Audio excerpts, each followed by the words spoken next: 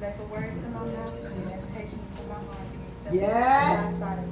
Oh Lord, my strength and my subject is raised from the dead. Come on now, work it out. And it is going to be coming from, it's talking about how the Lord raised the widow's son.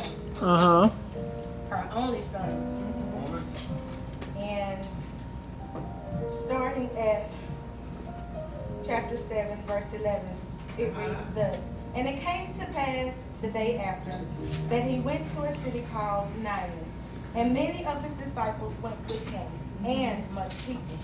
Now when he came nigh to the gate of the city, behold, there was a dead man carried out, the only son of his mother, and she was a widow.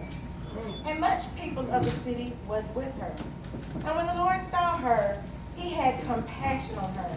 And he said unto her, weep not. And he came and he touched the bier, and they that bare him stood still.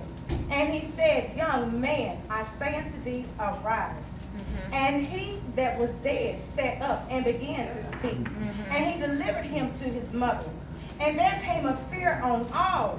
And they glorified God, saying that a great prophet is risen up among us, and that God had visited his people. And this rumor of him went forth throughout all Judea and throughout all the region round about. As I meditated on this section of scripture, I really began to think about how many times in my life that God has raised me from the dead. Well, I can remember just as a little girl going through different things. I was brought up in the church. I can remember being laid out in the spirit, 7 years old. But I remember, and which at the time I really couldn't put into words as a child, but I can remember and recall how Satan has tried to kill me over and over.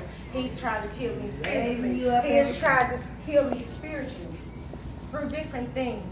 And over the course of my life, I have had to pray and ask God, Lord, just speak a word with me. Because all that it takes is a spoken word. Hallelujah. It said in the 11th verse, he said, and it came to pass the day after which he had just left Capernaum, when he healed a centurion's servant because of his faith.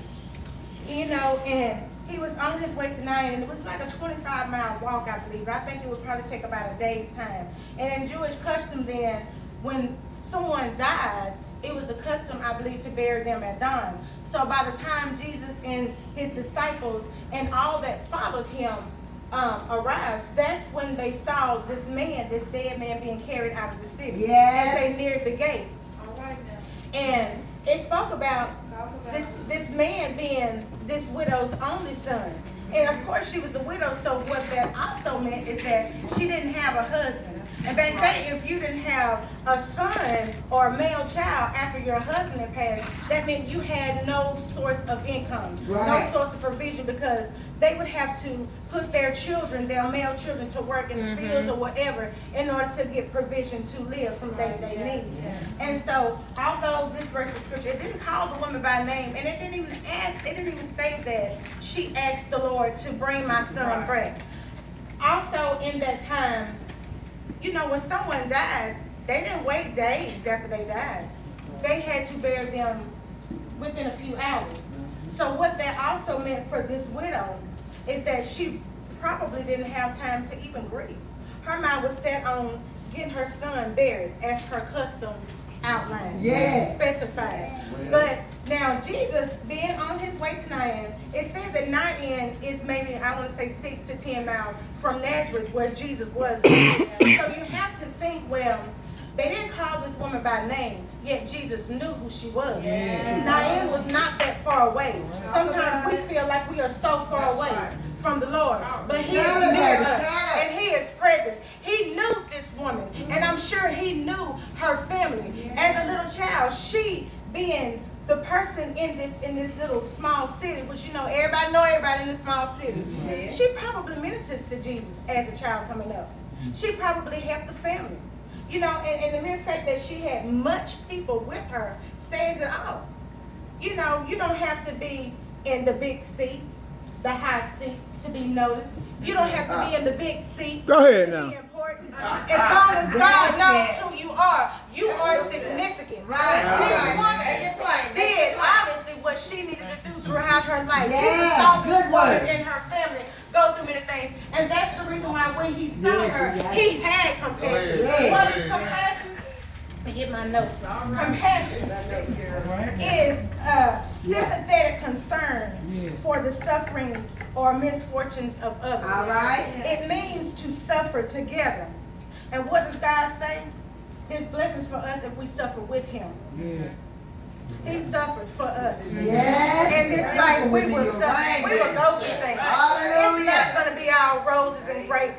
And I have to learn this for myself on a day-to-day basis. It's not going to be all gravy all the time. But if you suffer with Christ, you will reap a harvest. And no season you'll reap a harvest. It means to suffer together. Hallelujah. It is a feeling that arises when you are confronted with another suffering and feel motivated Yes. to relieve that suffering. Compassion has the added element of having a desire to alleviate or to reduce the suffering of others. And this is how Jesus felt about this woman, this widow woman, who now had no son. Yes. You may feel far away, but Jesus knows that some people will beg and think that, you know, you can't change God's mind. But when you pray, prayer changes all things. It's recorded. It's in his word. It's in his word. If you look at John 16:26 through 27, it says, and that day he shall ask in my name, and I say not unto you that I will pray the Father for you. All For right. the Father himself loveth you, because ye have loved me and have believed that I came out from God. Over in Hebrews 4:15 through 16. All right, work it out, work it out, And work it high out. priest, which cannot be touched. On the feeling of our infirmity. But with an Come on outward now. temperance, like as we are, yet without sin, let us therefore come boldly to the throne of grace that we may obtain All mercy right. and find grace to help in all our needs. So some of us, we may need the Lord to speak